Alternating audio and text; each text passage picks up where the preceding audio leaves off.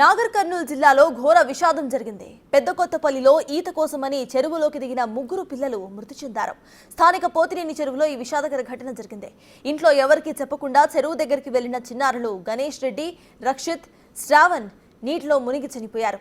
వీరిలో గణేష్, రక్షిత్ ఒకే కుటుంబానికి చెందినవారు కావడంతో ఆ గ్రామంలో తీవ్ర విషాద ఛాయలు అలుముకున్నాయి. ఘటనా స్థలానికి చేరుకున్న పోలీసులు విచారణ చేస్తున్నారు.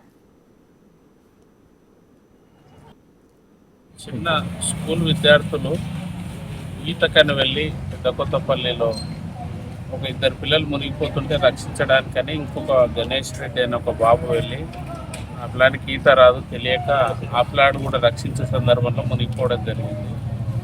ముగ్గురు కూడా చాలా చిన్న పిల్లలు, 5th, 7th క్లాస్ చదువుతూ ఉన్నారు.